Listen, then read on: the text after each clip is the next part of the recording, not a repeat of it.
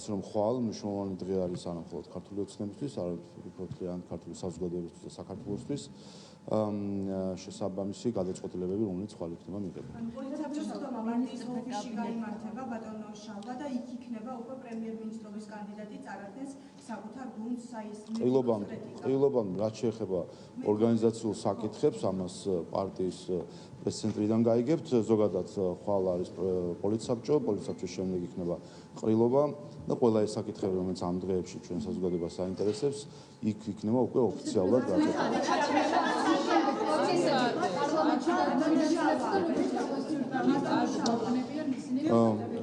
ზოგადად რაც შეეხება ახალი მთავრობის დამტკიცებას და სამთავრობო პროგრამის, მას შემდეგ რაც პოლიცსაბჭოზე მოხდება პრემიერ-მინისტრის კანდიდატურის წარდგენა დამტკიცება, გადმოინაცვლოს პროცედურა უკვე პარლამენტში, სადაც იცით რომ ფრაქცია წარადგენს პრემიერ-მინისტრის კანდიდატურას.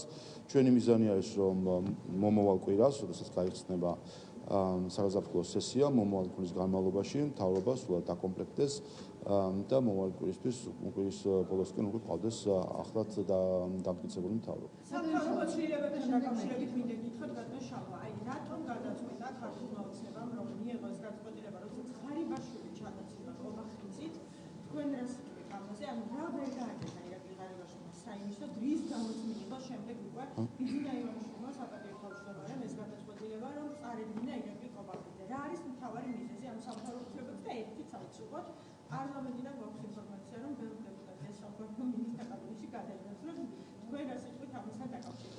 ირაკლი ღარიბაშვილმა თავად ახსნა საკუთარი გადაწყვეტილება, თუ რატომ ტოვებს ის პრემიერ-მინისტრის პოსტს და რატომ ინაცვლებს ის პარტიაში, ამასთან დაკავშირებით ისაუბრა. რაც შეეხება მის პრემიერ-მინისტრობის პერიოდს, ფიქრობ, ყველა თან ხდება, მათ შორის მე მგონი ოპოზიციაც თან ხდება, რომ ეს 3 წელი იყო გამორჩეული პოლიტიკური და ეკონომიკური მიღწევებით, საქართველოს შეძლო, რომ ფაქტობრივად იმ გამოწვევებით სავსე გარემოში, რომელიც ჩვენს გარშემო არის უსაფრთხოების მხრივ, ომები, კონფლიქტები ამ 3 წლის განმავლობაში და მათ შორის პანდემიის ბოლო ეტაპი დაემთხვა მის პრემიერ-მინისტრობას, მისი ხელმძღვანელობით საქართველოს შეძლო ისტორიული პოლიტიკური მიღწევები ჰქონოდა კანდიდატის სტატუსის სახით და ასევე ისტორიული ეკონომიკური ზრდის მაჩვენებლები. შესაბამისად ეს 3 წელი იყო ძალიან წარმატებული, გამოწვევებით სავსე დრო და მან თავად ახსნა, რატომაც მიიღო ეს გადაწყვეტილება. რაც შეეხება ახალ პრემიერ-მინისტრს, კანდიდატურა ხვალ პოლიცსაბჭოზე იქნება განხილული, რა თქმა უნდა, ირაკლი ყობახიძე არის ის კანდიდატურა, რომელზეც მსჯელობს პარტია და აქაც მნიშვნელოვანია ერთი რამე გაისვას ხაზი. იმ შემთხვევაში, თუ ირაკლი ყობახიძე გახდება პრემიერ-მინისტრი, ესეც იქნება ისტორიული მომენტი. სხვა კანდიდატურა არ განიხილება. ისტორიული მომენტი ქართული დემოკრატიისთვის, ვინაიდან პირველად მას შემდეგ, რაც საქართველო გადავიდა საპარლამენტო რესპუბლიკის წყობაზე, პრემიერ-მინისტრი წამოვა რეალურად საპარლამენტო წიაღიდან. ეს არის პრინციპში მიზანი და იდეა საპარლამენტო დემოკრატიებისა, როდესაც საპარლამენტო გამოცდილების მქონე პოლიტიკოსები არიან შემდეგ წარმოდგენილი მთავრობაში პრემიერ-მინისტრის სახით თუ სხვა სახით. ამიტომ ვფიქრობ, რომ ეს შეძენს ახალ დინამიკას პარლამენტსა და მთავრობას შორის ურთიერთობას. ვფიქრობ, ოპოზიციისთვისაც ეს არის ძალიან პოზიტიური მოვლენა და გარკვეულ გამოხმაურებებში ეთყობა კიდევაც, ვინაიდან რა თქმა უნდა, როდესაც ყოფილი კოლეგა, რომელთანაც წლები გაქვს გატარებული ერთ სტომათა დარბაზში, პოლიტიკურ დისკუსიაში, უფრო საინტერესო არის შემდეგ და სხვანაირი ინტერაქცია არის, როდესაც ასეთი ადამიანი არის მთავრობაში ზოგადად, მინისტრის სახით იქნება თუ პრემიერ-მინისტრის სახით და სხვა დინამიკა შეძლეს. სხვა შორის გიორგი ამილახვარის შემთხვევაში ვფიქრობ, რომ ბევრმა ოპოზიციადანაც იგრძნო, რომ ეს განსაკუთრებული ურთიერთობა შემდეგ პარლამენტის წევრებს, ყოფილ წევრებს სხვანაირად ესმით ერთმანეთი, იცის რა ადამიანმა შიდა პროცესები, რომელიც პარლამენტში მიდის და ამიტომაც ვფიქრობ, საინტერესო წელი იქნება ამ ხრივაც ქართული საზოგადოებისთვის, ვინაიდან ეს იქნება პირველი ასეთი გამოცდილება. პარლამენტის წიაღიდანო კანდიდატი, როდესაც პრემიერ-მინისტრი წავა მთავრობაში, ბატონო შალვა, იგივე თემას გავაგრძელებთ. თქვენ და თქვენ.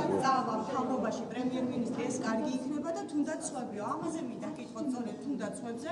კიდევ ვის წაიყვანს პრემიერ-მინისტრი ირაკლი კობახიძე პარლამენტიდან? გვიდასტურებთ თუ არა იმას, რომ მაგალითად ნიკა სამხარაძე გადაყავს მას საგარეო საქმეთა სამინისტროში და ასევე ირაკლი ჩიქოვანიც დატოვებს პარლამენტს. რომ გითხრათ, რამდენმა დეპუტატმა შეიძლება გადაინაცვლოს პარლამენტიდან მთავრობაში და მე უბრალოდ ყოველთვის ეს გახლავთ პრემიერ-მინისტრობის კანდიდატურის პრეროგატივა, რომ დაასახელოს საკუთარი კაბინეტის წევრები, ამიტომ ასე სპეკულაციებს და კომენტარებს არა, მსჯელობა თუ მიმდინარეობს ბატონო შალვა, უყურეთ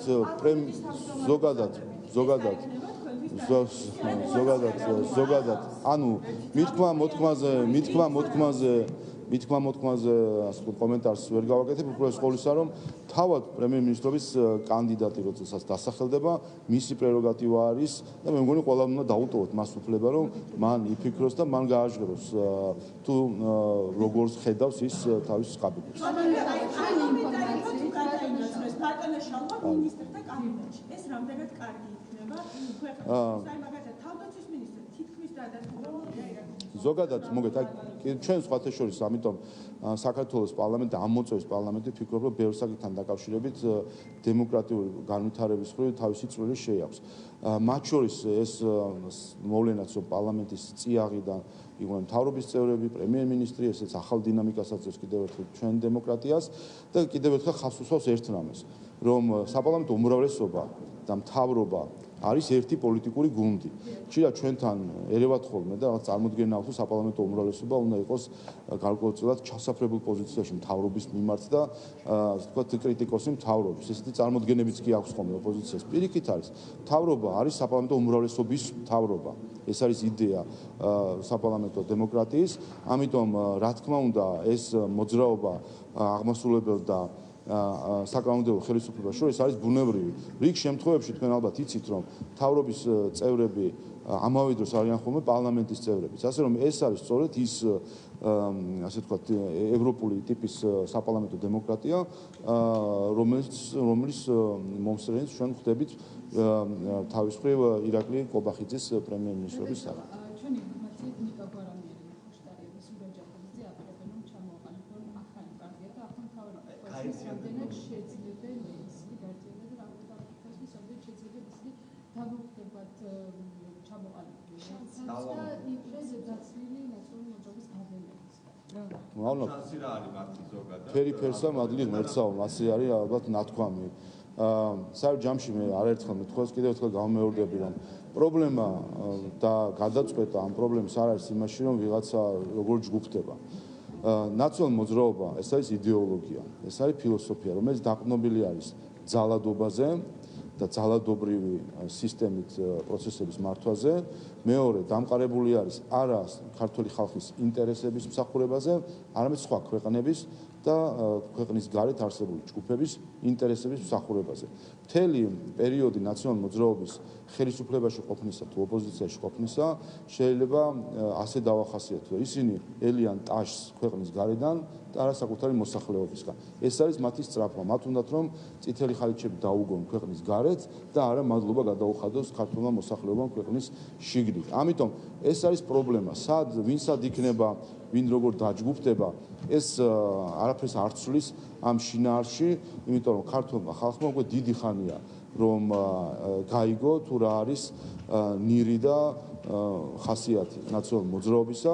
ეს არის ქართველი ხალხის ინტერესების საწინააღმდეგო მოქმედი პოლიტიკური იდეოლოგია, რომელიც ჩამოკიდებული არის ქვეყნის გარედან ლეგიტიმაციაზე და არა ქვეყნის შიგნით ლეგიტიმაციაზე. ამიტომ თავისთავად რა წარმოდგენა უნდა ქონდეს, ვინ დაუჭერს ისეთ პოლიტიკურ ორგანიზმებს და ჯგუფებს მხარს, რომლებიც პირდაპირ აცხადებენ, რომ მათ არ აინტერესებს საქართველოს ინტერესები, მათ აინტერესებს სხვა ქვეყნების ინტერესები და სხვა ქვეყნის პოლიტიკური ჯგუფების ტაშის ყრა და ოვაციები მას. ნიკა გვარამიაზე გავაგრძელებთ, ნიკა გვარამიაზე ნიკა გვარამიასთან. აი მას გავაგრძელებს და მე მოგიბრუნდებით სახეს. ეს მცდელობა, რომ გაემართოს ნაციონალური მოძრაობა, ზურაბ ჩაჯაფარიძე, ერმე ხოშტარია, მისი შანსები და ის რომ ცდილობს გაემართოს ახლა ნაციონალური მოძრაობა. კიდევ ერთხელ ეს უკვე არა თუ ეს კინონანახი აქვს, ეს უკვე ტელესერიალად იქცა, როდესაც არის მუდმივად იმის წარმოჩენა თითქოს ვიღაცა ემიჯნება ნაციონალურ მოძრაობას. მე საბოლოო ჯამში ხედავთ, რომ თვითონაც რომ იხდებიან, რომ ეს ამ ტყუილს ვერავის აჯერებენ, ისევ ბრუნდებიან თავის დედა პარტიაში. ბოლო ასეთ შემთხვევა გიორგი ვაშაძე არის, გვახსოვს მისი რადიკალური განცხადებები, კრიტიკა ნაციონალურ მოძრაობის მიმართ. ხედავთ, რომ დღეს არის კვლავ ნაციონალურ მოძრაობის ლიდერი. ამას ვამბობ, სინამდვილეში არსად არ ხდება მათი გაყოფა, ეს არის გაშლა იმისთვის, რომ დააბნიონ საქართველოს მოსახლეობა, თითქოს არიან რაღაც სხვადასხვა ფლანგების სინამდვილეში. ეს არის კიდევ ერთხელ ერთი პოლიტიკური ორგანიზმი, თან ვინაიდან ეს ეფუძნება ერთ იდეოლოგიას, ამიტომაც ვერცილდებიან ერთმანეთს. იდეოლოგია არის, რომ ძალადობა ძალადობით გადაწყვეტონ საკითხები და იდეოლოგია არის, რომ მათ არ აინტერესებს ქართული ხალხის ინტერესები, მათ აინტერესებს სხვა ხალხები, ისინი იფიქსებიან სხვა დროშებზე, სხვა გერბებზე და სხვა ჰიმნებს ღერიან.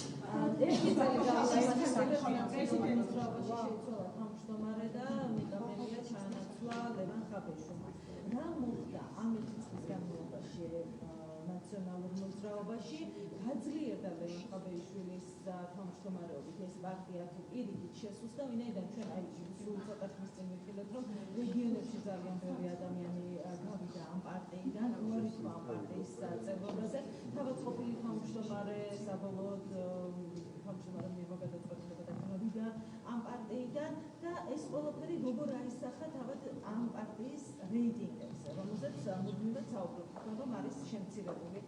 მე მგონი ამაზე თვითონაც საუბრობენ, რომ მათი მოწონება შემცირებული არის მათსვე ამ მომრჩეველში. საერთო ჯამში ჩვენ მიზანი გვითხრავს არაერთხელ სუსტი ნაციონალურ მოძრაობის დასუსტება გულისხმობს ქართული დემოკრატიის გაძლიერებას. რაც უფრო დასუსტება ნაციონალურ მოძრაობა, მით უფრო გაძლიერდება ქართული დემოკრატია.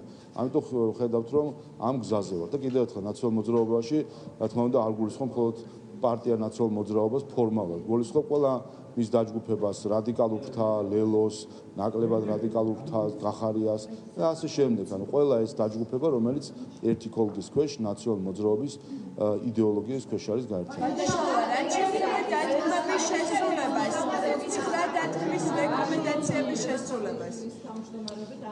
საერთო ჯამში აქაც გამეორდები აქ ნაციონალურ მოძრაობის პრობლემა არ არის ადამიანებში, თავმჯდომარები იქნება და პოლიცსაბჭოს მდივანი და წევრი. ეს არ არის პრობლემა. პრობლემა არის მთავარ რამეში, რომ ეს არის პოლიტიკური გაერთიანება, რომელიც მოქმედებს ქართული ხალხის ინტერესების საწინააღმდეგო და ემსახურება ქვეყნის გარეთ არსებულ სხვადასხვა ჯგუფებს. ეს არის პრობლემა. ამიტომ სადამ ამ პოლიტიკურ ფილოსოფიაზე იქნებიან დაფუძნებული, რომელიც ძალადობას და სხვა ქვეყნის ინტერესების მსახურებას გულისხმობს, რა თქმა უნდა, მათი შედეგი იქნება ყოველთვის. რეკომენდაციების შესრულება ფორმატში შეხვდით პოლიტიკურ მხარეებს, მათ შორის არასამთავრობო ორგანიზაციებს, ერთ-ერთი ოპოზიციური პარტია, რომელიც აუდიენციას არ ესწრებოდა, იყო პარტია ლელო და მათ საკუთარი სტრატეგია წარმოადგენს. როგორ გესახებათ თქვენი ოპონენტების ჩართულობა და ქმედითი ნაბიჯები თუ გადაიქმნა? ხო, ლელო ზოგადად საინტერესო მოვლენა არის ქართულ პოლიტიკაში. ერთადერთი მათი პოლიტიკური მიღწევა რაც არის, თუ დავაკვირდებით, არის ის, რომ 2020 წლის არჩევნებში მათ მიიღეს მოსახლეობის 3%-ის ხმა და ერთ წელიწადში შეძლეს ის, რომ ჩამოვიდნენ 2%-მდე. და ამის შემდეგ რატომღაც სულ დიდგულზე არიან და გონიათ, რომ მათ უნდა განსაზღვრონ პოლიტიკური დღის წესრიგი. არსებობს ასეთი ჩიხუახუას სინდრომი. როდესაც ჩიხუახუა იცით პატარა, ასე ვთქვათ, ზომით პატარა ძაღლია, მაგრამ დიდი გული აქვს, იმხრივ რომ გონია, რომ თავის ზომაზე აქვს გადაჭარბებული წარმოდგენა და შემდეგ შეებრძოლება ხოლმე უფრო სხვა ზომის ასე ვთქვათ, ცხოველებს და საბოლოო ჯამში ადეკვატურად ვერ აფასებს, მოკლედ საკუთარ წონას და ზომას. და ვფიქრობ, აი ეს სინდრომით არის დღეს განსაკუთრებით ლელო წარმოდგენილი. პარლამენტში ორ დეპუტატს გუშინ ნახეთ, რომ უნდა განსაზღვროს პარლამენტის დღის წესრიგი. თან ამას ისეთ ტონალობაში, ისეთი გონორით, ისეთი ეგოთი წარმოაჩენენ, რომ არ ვიცი, უკვე ირონიის და სიცილის გარდა მე მგონი სხვა რაიმე რეაქციას სერიოზულს არ იწვევს. ეს ისე ხუმრობით, რაც შეეხება სერიოზულად ეს პირველი ნაბიჯი ნახეთ უკვე პროცესის დისკრედიტაციის, რაც შეეხება ევროკავშირთან ინტეგრაციას. მე ამაზე მქონდა მათ შორის ევროკავშირის წარმომადგენლებთან გუშინ საუბარი, რომ მნიშვნელოვანია, რომ ახლავე მისცეს ყველამ რეაქცია ამას. როდესაც მოწოდება არის, რომ იყოს ინკლუზიური პროცესი და ხედავთ, რომ პარტია ლელო ადრე სხვათა შორის და ამაზე ადრე მქონდა საუბარი, იქცევა ყველაზე რადიკალურად, ფიქრობ, რომ ევროკავშირმა შესაბამისი რეაქციები უნდა მისცეს. სამწუხაროდ, მე სხვა დროსაც ადრე მქონდა ამაზე საუბარი, როდესაც ლელო რადიკალურ გზას ადგა, მათ შორის გახსოვთ, რომ მამუკა ხაზარაძე მანდატი დატოვა აბსოლუტური საფუძვლების გარეშე და გავიდა დემოკრატიული პროცესისგან, საპარლამენტო პროცესისგან, მათ კვლავ ჰქონდათ ბრიუსელის სხვადასხვა კაბინეტებში შეხვედრები და ამით ხალის მაშინაც ვამბობდი, ამით ხდება მხოლოდ წახალისება რადიკალიზმის, აი შედეგს ხედავთ კიდევაც, სწორედ ამ წახალისების შედეგი არის, რომ ორი დეპუტატით ფიქრობენ, რომ დღის წესრიგი უნდა შექმნა პარლამენტში. 2022 წელს ეს სასაცილო ასე თქვა პოზიცია ჰქონდა სტრატეგია აღმაშენებელს და ბოლოს თავად ოპოზიციაში გახდნენ დასაცინი ამ მიდგომის გამო, წელს ეს როლი იქისრა ლელომ და ხედავთ ოპოზიციაში მათ შორის ასე რეაქცია. რაც შეეხება შეხვედრას, იყო ძალიან ნაყოფიერი და საქმიანი შეხვედრა და იქაც აღნიშნეთ მეგონი ყველამ, რომ მნიშვნელოვანია, რომ ხშირად იყოს ზოგადად საუბარი საგნობრივ საკითხებზე, შეიძლება რაღაცებზე ვერ შევთანხმდეთ, მაგრამ პოზიციები და არგუმენტები ვიცოდეთ, რაც მთავარია, იმიტომ რომ როდესაც ამ არგუმენტებს შემდეგ გავაცნობ საზოგადოებას საჯაროდ, საზოგადოება თავად გამოიტანს დასკვნებს.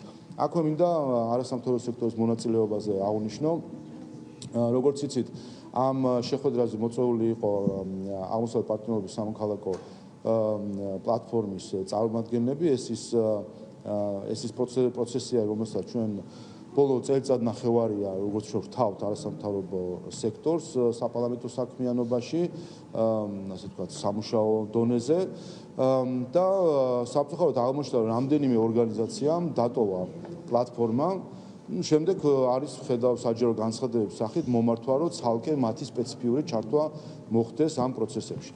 მე რამდენადაც ვიცი და თქვენ შეგიძლიათ ეს გაარკვიოთ, ეს ორგანიზაციები წლებია პლატფორმის წევრები არის, ზოგადად სამოქალაქო საზოგადოების პლატფორმა არის ყველაზე დიდი გაერთიანება არასამთავრობო ორგანიზაციების, 200-ზე მეტი ორგანიზაცია შიგნით და ერთადერთი პლატფორმაა, რომელსაც აქვს ინსტიტუციური ბმა ევროკავშირთან. ეს არის ევროკავშირის მიერ კოორდინირებული, ასე ვთქვათ, პლატფორმა.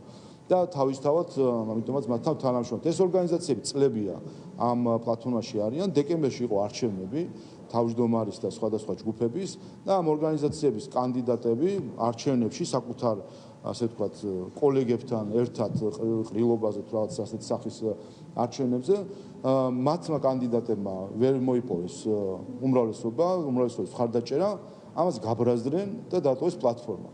ეს გვაგონებს რაღაცებს, გვაგონებს 2020 წლის არჩევნებს, როცა პარტიებმა ვერ მიიღეს ის მხარდაჭერა სურდათ, გაბრაზდნენ და პარლამენტში არ შემოდიოდნენ. ეს გვაგონებს NGO-ების ქცევას, როდესაც ომბუდსმენის მათი კანდიდატი არ გავიდა, გაბრაზდნენ და დაიწყეს ასე თქვა, დაიწყეს დისკრედიტაცია საქართველოს პარლამენტის და ახლად არჩეული ომბუდსმენის. ეს არის ტიპიური მაგალითი რადიკალიზაციის, როდესაც შედიხარ პროცესში, არჩევნებში, პლატფორმაში, პროცედურებს ეთანხმები, ახლა შედიხარ ამ არჩევნებში იღებ მონაწილეობას, აგებ არჩევნებს, ბრაზდები, შენ სათამაშოებს ალაგებ და გადიხარ და ამბობ, რომ თუ ჩემ მე არ ვიქნები აქ უფროსი, მაშინ არ გეთამაშებით. ეს არის რადიკალიზმი. შესაბამისად, ამ მომართვებს რაც შეეხება, მე ნაკლებად მაქვს ფიქრობ სალაპარაკო ამ ორგანიზაციებთან, ფიქრობ, ეხლა მნიშვნელოვანი არის ამ NGO-ების დონორები დაფიქრდნენ. ერთადერთი ვისაც ეს NGO-ები უწევენ ანგარიშს არის მათი დონორები და დამფინანსებები. ქართულ ხალხს ისინი ანგარიშს არ უწევენ, სხვა შორის საინტერესო ფაქტორი არის, რომ იმის შესახებ, რომ მათ პლატფორმა დატოვეს, არც საზოგადოებამ, არც პარლამენტმა მეც არ ვიცოდი, შემთხვევით გავიგე იმ წერილით, რომელიც მომწერეს სხდომამდე, ამ სამუშაო შეხვედრამდე 1-2 დღით ადრე, თქვენს რომ ჩვენ არ ვართო წევრები, აქედან გავიგე შემთხვევით, აღმოჩნდა რომ მათმა დონორებმა უკვე იცოდნენ, რომ დატოვებული ქონდა პლატფორმა, ესეც აჩვენებს, რომ ისინი თავს ანგარიშვალდებულად თვლიან არა საქართველოს საზოგადოების მიმართ, რომ ამბობენ რომ ქართული საზოგადოების წარმომადგენელი ვართ. ისინი თავს ანგარიშვალდებულად თვლიან საკუთარი დამფინანსებლების წინაშე და ერთადერთი ვისაც ისინი ანგარიშს უწევენ, ეს არის მათი დონორები. ამიტომ მათი დონორების პასუხისმგებლობაა ახლა და აქვე უნდა მოხდეს ამაზე რეაგირება, რომ ჩვენ ხედავთ, ეს არის პროცესი, ეს არის ამ პროცესის დისკრედიტირების ცდილობა კონკრეტული ამ NGO-ების მხრიდან, ამიტომ მათი დონორების პასუხისმგებლობაა შეაჩერონ ეს რადიკალიზმი და მათ უნდა იმოქმედონ ახლა. სხვა შემთხვევაში, რა თქმა უნდა, მათი წილი პასუხისმგებლობაც იქნება. პრეზიდენტის მოსვლასთან დაკავშირებით რომ ვუთხრათ სამშაბათს მოვა რა ფორმატი იქნება ეს და ძალიან მნიშვნელოვანია ის რომ ვინ დახვდება პრეზიდენტს, ანუ აი მთავრობის ძველი შემადგენლობა უკვე მოვალეობის შემსრულებლები არიან. მოდიან ისინი ეს იქნება ჩვეულებრივი ისეთი დახვედრა თუ რა დამოკიდებულებაც აქვს. აი საქმიანობას მიღებს საქმიანობას 6-ში არის თუ არა. 6-ში მოდის თუ კვირის ბოლოს რომ ახალი მთავრობა და აი სამწუხაროდი ისიც ხო და ირაკლი ყობახიძე იქნება როგორც დეპუტატი წარმოდგენილი პარლამენტში თუ ცარიელი იქნება. უბრალოდ სკოლისა პარლამენტის რეგლამენტით საგაზაფხულო სესიის პირველ დღეს არის მიმართვა, შესაბამისად 6-ში იქნება ეს მიმართვა. რა თქმა უნდა, ამ დროს ჯერ მთავრობა ვერ იქნება დამტკიცებული, შესაბამისად იმ პროცედურით გვექნება როგორც არის ხომ სხვა დროს. არ ვიცი, ამი განსაკუთრებულ ისელოდებით მინისტრებს ელოდები ministris მოვალეობის შემსრულებლები მოვლენ. ვერ გვით, მოგეთ ეს ამ დაგეგმვის პროცესი ჯერ არ გვაქვს, მოწვევების დაიგზავნება მათ შორის იცით რომ დიპლომატიური კორპუსი არის ხოლმე მოწვეული, სხვადასხვა ჯგუფები, ასე რომ ეს ყველაფერი დაიგეგმა. მას მიეცემა შესაძლებლობა რომ მიმართოს საზოგადოებას და პარლამენტს. არა, საერთოდ აქ პრობლემა იმაში ხომ არ არის, ასე ვთქვათ, სცენა როგორი იქნება თუ როგორ წარიმართება ეს პროცესი. პრობლემა არის, რომ სინამდვილეში სალომე ზურაბიშვილს სათქმელი არაფერი არ აქვს საქართველოს პარლამენტისთვის უპირველეს ყოვლისა. მან დაარღვია კონსტიტუცია, ეს დადგენილია საქართველოს საკონსტიტუციო სასამართლოს მიერ. მან ამ გადაწყვეტილების აღსრულებას როგორც ჩანს ის ამბობს უარს, არ ვიცი, იმედია რომ 6-ში იყოს. ერთადერთი მე რასაც მოველი უკვე დიდი ხანია, მისგან არის რომ მან დაადასტუროს, რომ მან დაარღვია კონსტიტუცია და მან დადოს პირობა, რომ ის აღარ დაარღვევს კონსტიტუციას. ამ თემაზე ერთი რამე მინდა თუ ირაკლი ყობახიძე იქნება სხდომათა დარბაზში და უმრავლესობის სიტყვას გამოიყენებს, ანუ ეს მაინტერესებს. ეს მას კითხეთ და საერთოდ პარლამენტის წევრები რა თქმა უნდა ვიქნებით პარლამენტის სხდომათა დარბაზში.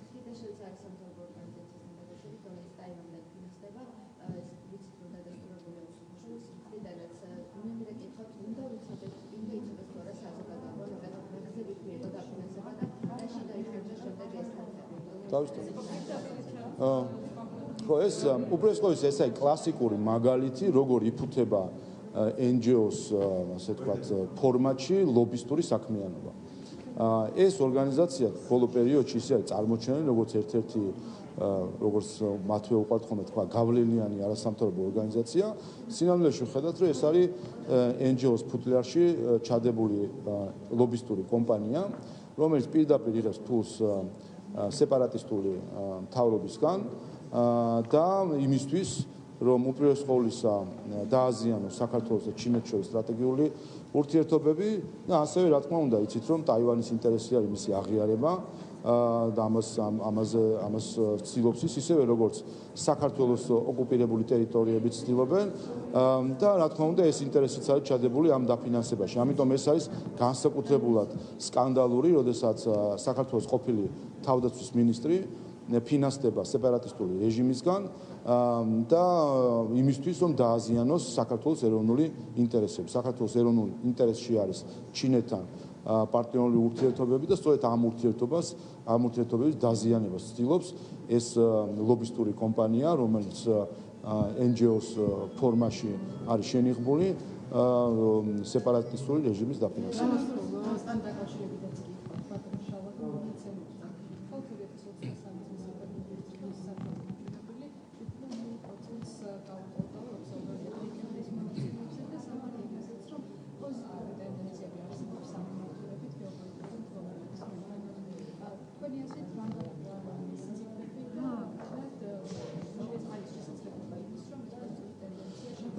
კი, ძალიან სასიხარულოა ასეთი კარგი შედეგებით დასრულდა 2023 წელი ეკონომიკურადაც და მათ შორის პროგნოზიც ამ სავალუტო ფონდის მეტყველებს, რომ საქართველოს ეკონომიკური და 24-28 წლებში ეკონომიკის ზრდით საქართველო იქნება ლიდერი კანდიდატ ქვეყნებში და ზოგადად ევროპაში. ამიტომ ესეც პერსპექტივაში გვაჩვენებს, რომ ჩვენ გვექნება ყველაზე სწრაფი ეკონომიკური ზრდა ყველა სხვა კანდიდატ ქვეყანასთან შედარებით და მათ შორის ევროკავშირის წევრებთან შედარებით. ეს ამ ეკონომიკური ზრდის მთავარი განმაპირობებელი არის ის მშვიდობიანი გარემო, რომელიც უზრუნველყო საქართველოს ხელისუფლებამ, რომ არა ქართული ოცნება და რომ წავსულიყავთ იმ სცენარით, რომელსაც კარნახობდა ოპოზიცია და რომელსაც კარნახობდა ზოგიერთი უცხოელი მათი მფარველი, საქართველო დღეს იქნებოდა ჩაბმული ომში, საქართველო დღეს იქნებოდა ეკონომიკურ კრიზისში და სანქციების კორიანტელში ჩვენი მხრიდან რუსეთის მხრიდან ჩვენ მიმართულებით და გვექნებოდა არა თუ 7%-იანი ზრდა, არამედ გათვლილად ვიცით უკვე დადასტურებულად კვლევებით, რომ გვექნებოდა -10%-იანი ვარდნა. ამიტომ ეს არის შედეგი იმის, რომ ქართულმა ხალხმა დაუჯერა და გაყვა ქართულ ოცნებას და უარი უთხრა ოპოზიციას იმ პოლიტიკის გატარებაში, რომელიც გულისხმობდა საქართველოს ჩართვას ომში და საქართველოს დაყენებას ეკონომიკური კატასტროფის წინაშე. საგანი იყო და კითხვები ისნაოდა გიორგი მცხელაძესთან დაკავშირებით, რომ ისა პარლამენტის მოქმედის საშუალო მას შეუჩერდა. არც მისი მხრიდან მომისმენია რაიმე ოფიციალური პასუხი და არც თქვენი მხრიდან. აი რა შეგიძლიათ გითხრათ, რა მოხდა, რა საშუალო აქვს, როგორ გადაადგილდა? ეს არის კლასიკური მაგალითი თქვენი ტელევიზიიდან იყოს მე მგონი, რომ ადამიანს რაღაც დააბრალონ არის სპილო და მე იმავე იმართოს თავი. რაც არ არსებობს ხამაზიელით რაღაც ოფიციალურ განცხადებებს. ვინ გავრცელა? ვინ გავრცელა ეს ინფორმაცია? მე ხო, რა შეხლა? კი ბატონო, მოგცეთ განმარტებს. არა თუ ვინმე შეეზღუდა. პირიქით, ბოლო ბრძანებით, რომელიც შეეხება უსაფრთხოების წესებს, იცით, მათ შორის საშვის წესები არის დადგენილი, საერთოდ მოიხსნა მისთვის საშვის ვალდებულება, პრეზიდენტის ისე როგორც მთავრობის საპარლამენტო მდივანის საკუთარი სამსახურები მოწმობით შემოდიან პარლამენტის შენობაში და არა მხოლოდ შემოდიან, არამედ მათ დამატებით ასევე აქვს შესაძლებლობა, რომ საკუთარი მანქანით შემოვიდნენ პარლამენტის ტერიტორიაზე ეზოში. ასე პირიქით, ამ მხრივ არის უფრო კომფორტული გარემო შექმნილი როგორც პრეზიდენტის, ისე მთავრობის საპარლამენტო მდივნის. ბოლოს რა ორი პროექტი ანტიკორუფციული და მეგონის სასამართლოსთან დაკავშირებით უკვე უნდა ყოფილიყო დაინიცირებული როგორც ის ბოლომდე და ვერ მოეწყო. ჩვენ ხო სამხედრო გეგმასთან დაკავშირებით ამაზე გქონდა ჩვენ სამუშაო შეხვედრაზე საუბარი ოპოზიციასთან, გამომდინარე იქიდან რომ გადაიწია გარკვეულმა პროცესებმა, ჩვენ ორი კვირით ეს ვადები, ასე ვთქვათ, შეთანხმებით გავახანგრძლივეთ. როგორც იცით, ორ კვირაში ჩვენ გვექნება შეხვედრა კვლავ ოპოზიციასთან ერთად იმ ფორმატში. იქ უკვე წარვადგენთ კანონპროექტის სახით, როგორც ანტიკორუფციული საგამოძიებო სამსახურთან და პერსონალთან დაკავშირებით ცვლილებებს და გვექნება უკვე კანონპროექტზე კონკრეტული მსჯელობა და ნახოთ იმედია შევთანხმდებით.